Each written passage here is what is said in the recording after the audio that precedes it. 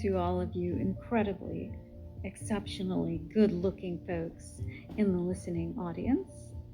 On today's episode of Gotta Get to Gosport, we are going to be hearing a very suspenseful retelling of a story by Dixie Kline, reported of Gosport history, The Murder at Monon Station. Also, we are going to check in with Kimberly Baird of the Gosport Business Association to hear all the dish about the holiday festival. Sit tight and enjoy.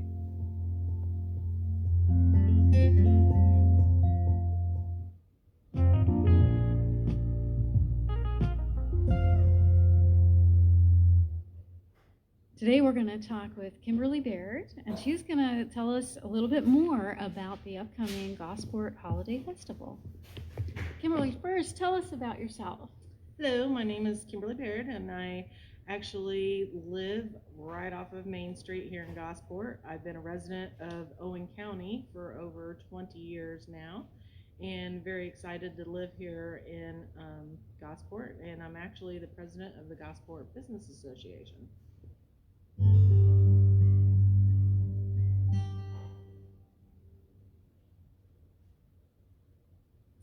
So can you tell us a little bit more about the details of the festival? First, what day is it? It is going to be Saturday, December the 10th. Looking forward to it. Hopefully the weather will permit us to have it. We will have Santa will arrive on the lovely fire truck here in Gosport after the parade. The parade is at 11 a.m., folks, so come on down and line up the streets and get your treats. We're looking forward to having you here. Right after the parade, we will open up the vendors, which will be at Chandler Funeral Home on the corner of 5th and Main.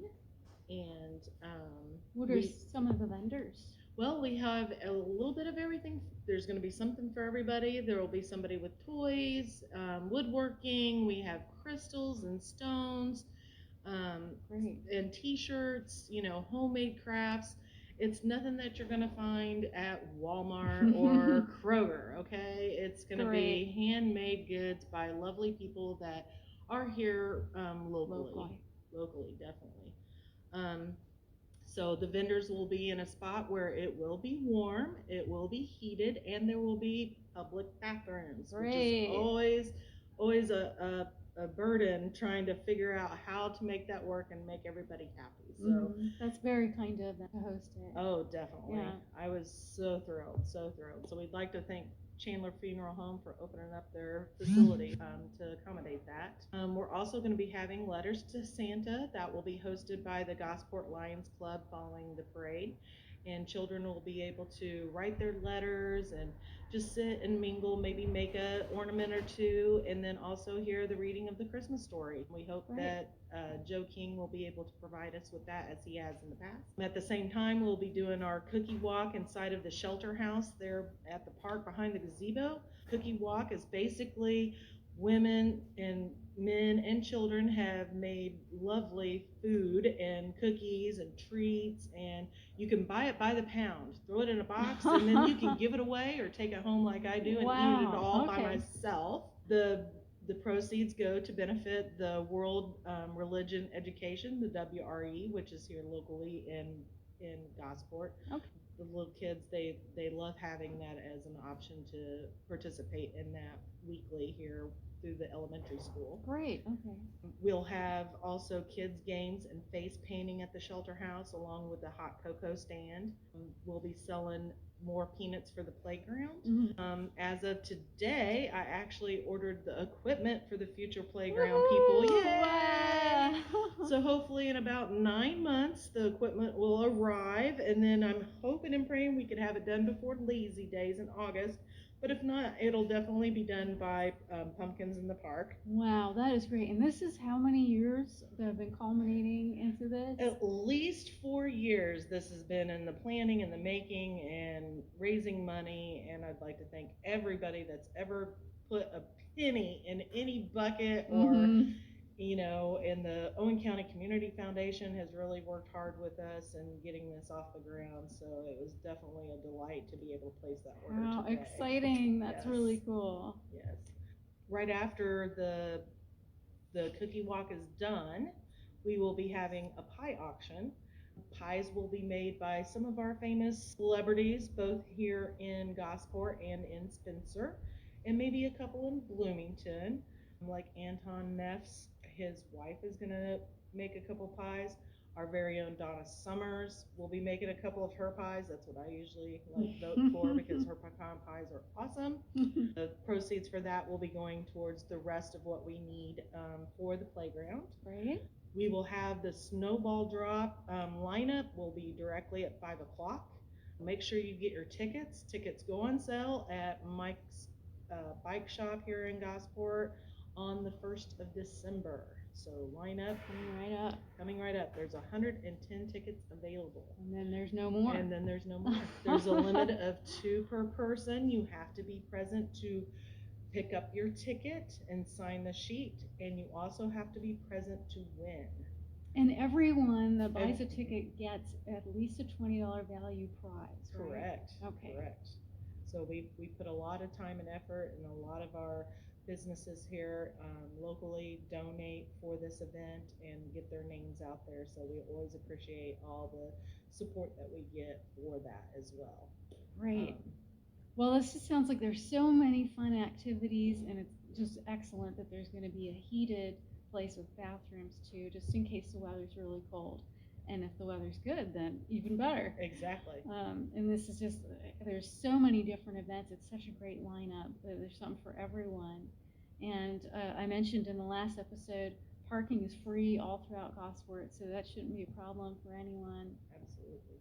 So I hope that you put it on your schedule. That's Saturday, December 10th, and starting about 11. Yes. And going till about 5:30. Yep.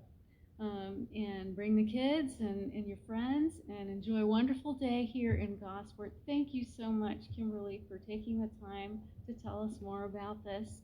And if people want to get more information about the event, there's a Facebook page. It's facebook.com/Gosport Holiday Festival. Correct.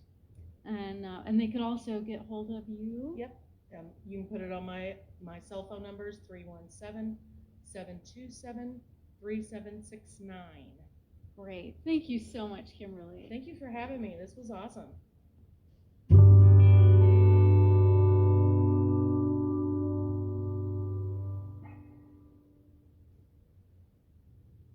If you've ever thought about making your own podcast, I highly recommend Anchor. That's ANCHOR.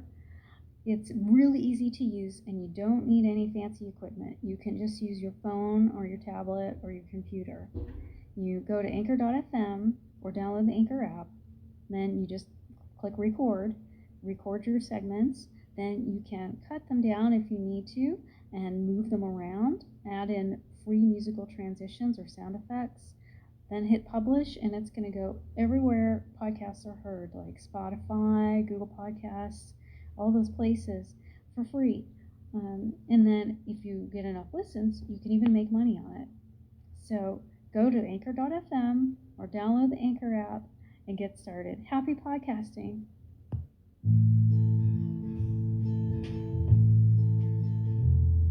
In our history segment today, Dr. Ray Meyers, a sociology professor at Ivy Tech and also a resident of Gosport, is going to read from Dixie, Kline, Richardson's book, The Fact and Folklore of Owen County, Volume 1, the story of the murder at Monon Station.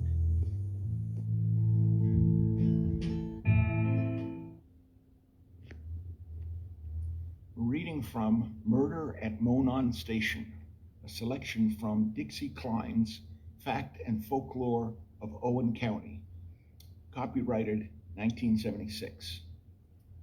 The Monon Station at Gosport was a lonely place on April 30th, 1867. Jimmy Johns, the station agent, was waiting for a train to pass before going home, quite a distance from the station. and hoping the spring storm would end before he made the trip through the gloom of night. There were no buildings east of town, and it was quite a way to the station, which stood on the banks of White River. The only company Jimmy had was Willis McMinney, the town drayman, who hauled freight to and from the station for the citizens of Gosport, who used the Chicago, Indianapolis, and Louisville rail service.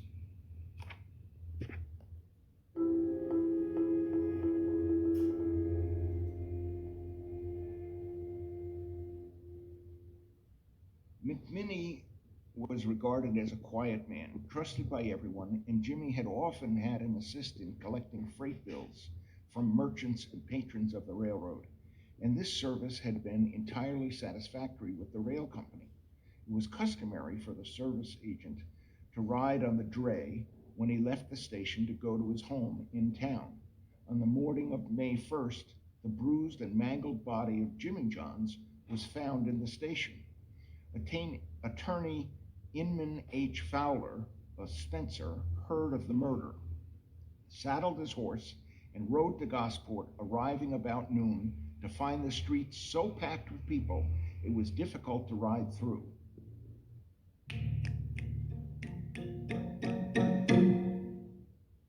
Almost 50 years later, he described the scene of the murder as having more the appearance of a slaughterhouse than a habitation for human beings. The floor, walls, and ceiling were spattered with blood, and the room gave every indication of a life and death contest. It appeared, he said, that the assassin had no easy job in accomplishment of his fiendish purpose. Jimmy Johns was a young man, 27 years old, and he and his wife Molly were a popular couple in Gosport. She was the daughter of Quince Dunning and niece of Governor Dunning of Bloomington, who was a prominent attorney.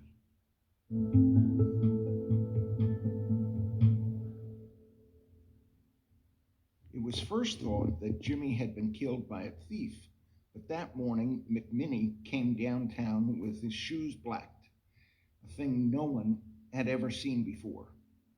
He went to the station and took the northbound train with no excitement or concern over the tragedy.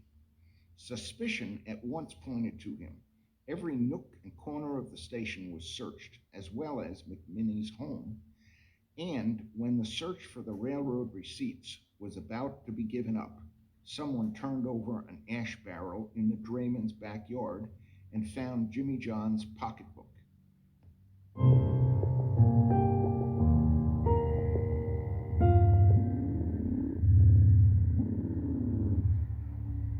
An affidavit was sworn against the alleged murderer, and McMinney was taken into custody. Where McMinney had gone and why he returned has never been explained. The coroner, Anderson B. Mills, who lived 4 miles southwest of Spencer, was summoned, and he called the jury to hear evidence as to the cause of death.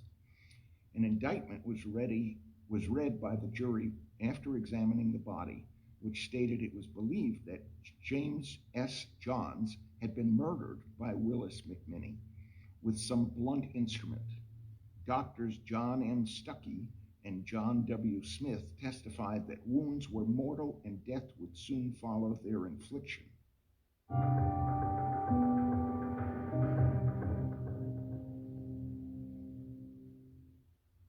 Marcus L. Orrell, Justice of the Peace of Quincy, presided at the hearing, and McMinney was recognized to court and committed without benefit of bail.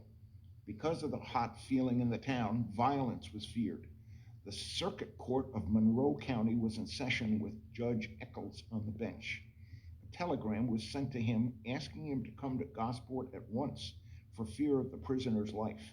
Judge Eccles answered he would come without delay, and he arrived on a special train along with Attorney Governor Dunning and several others from Bloomington. A stand was hastily erected on Main Street in front of Hayes and Alexander's store.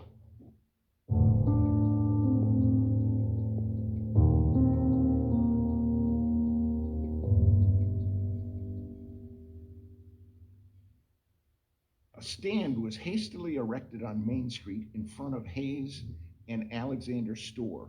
The prisoner was placed on the stand with a heavy guard to protect him.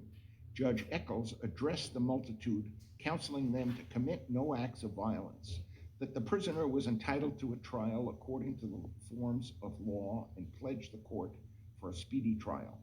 Governor Dunning addressed the crowd, and his speech was a most remarkable one under the circumstances. The father of Mrs. Johns was Governor Dunning's brother, and Mrs. Johns was his niece. But notwithstanding all that, Governor Dunning spoke without anger or excitement.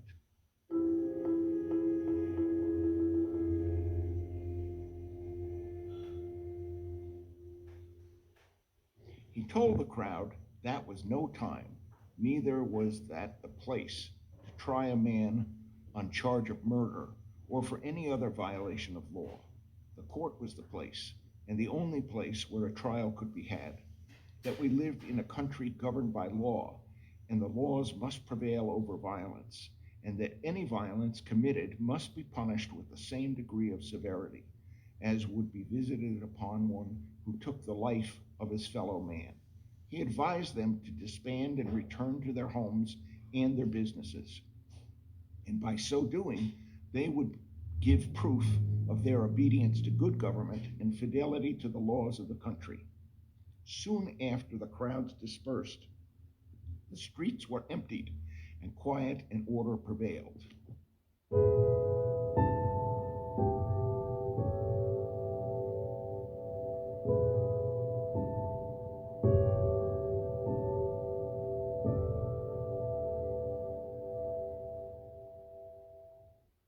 The prisoner was brought to Spencer under a heavy escort, committed to jail where he remained until the August term of the Owen Circuit Court, which convened on the first Monday and 5th day of August, 1867.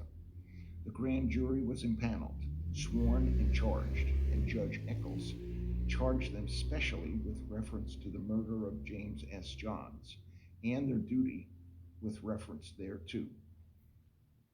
The grand jury immediately entered upon their duties, and in the afternoon of the first day of court, the grand jury returned into open court and reported their indictment against Willis McMinney, charging him with murder in the first degree of James S. Johns.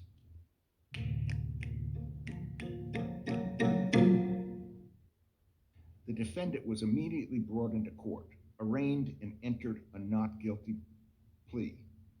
The court appointed Samuel S.H. Buskirk, Bloomington attorney, who later became an Indiana Supreme Court judge, as the defendant's counsel. He was assisted by John Robinson, who had just begun practice in Spencer, and it was his first important case. He later became Judge Robinson, and his home in Spencer is now the Civic Center. Representing the state was Jacob Broadwell, circuit prosecuting attorney, assisted by Governor Dunning of Bloomington and Cyrus McNutt of Martinsville. Dunning was said to have a reputation as a criminal lawyer second to none in Indiana. The defense asked for a change of venue from the county, and the court overruled. The defense then asked for a continuance, which was also overruled.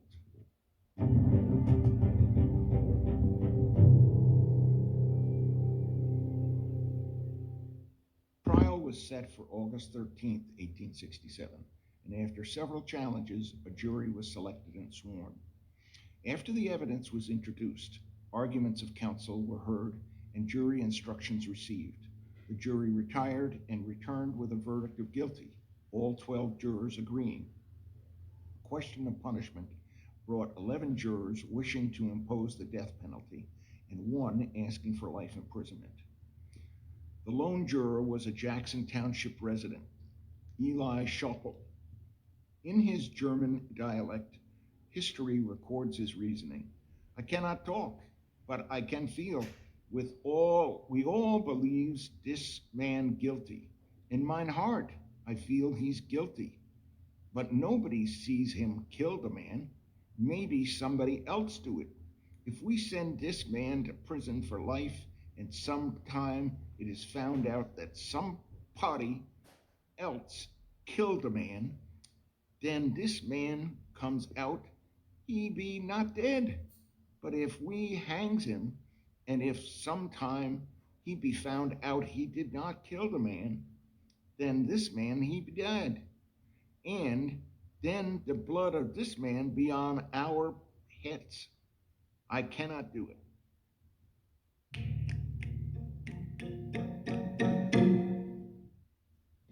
The defendant's counsel made a formal motion for a new trial, but it was overruled. McMinney was at once removed to Jeffersonville to begin his life sentence. Later, a petition was filed for a pardon, and as the last official act of Indiana Governor Hendrick's administration, he issued the pardon. McMinney served 9 years, 4 months, and 18 days of his life sentence. He never returned to Owen County. He was about 40 years of age at the time of the crime, and Inman Fowler, writing about the case 47 years later, remarked that no one really knew what had happened to the unlettered drayman since his release, but that he would be close to 90 years of age, and it is most likely that he has taken his appeal to that higher court in which there shall be no mistakes in the trial or errors in the record, to review after judgment shall have been rendered. The Jimmy Johns murder must have been part of the folklore in Owen County, particularly the Gosport area, for many years. And today, anyone involved would be long dead, and it is passed from verbal history. Sadly, too, the details of the defense and prosecution's cases presented in court are not to be found. Most assuredly, they would have been interesting and maybe have satisfactorily answered the question or created more doubt. Did Willis McMinney kill Jimmy Johns?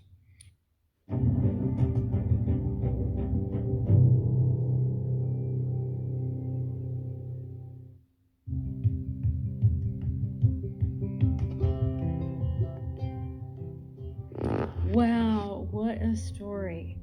And Gosport has many more amazing and very suspenseful stories to tell in its history. What an incredible town. Thank you to Ray Meyers for the reading, and thank you for Dixie Kline Richardson for granting us permission to read from her book. We would like to have her on, and we are hoping that she will join us sometime in upcoming episodes. So thanks for tuning in today to the Gotta Get to Gosport. Remember the holiday festival December 10th, and come out and check out the town and meet some friendly people. And also, if you are a local writer, songwriter, or artist, please let me know so that we can feature you on the show. You can get hold of me by email at vert456@yahoo.com. That's V as in Victor, URT456 @yahoo.com. Thanks for listening. Have a great week.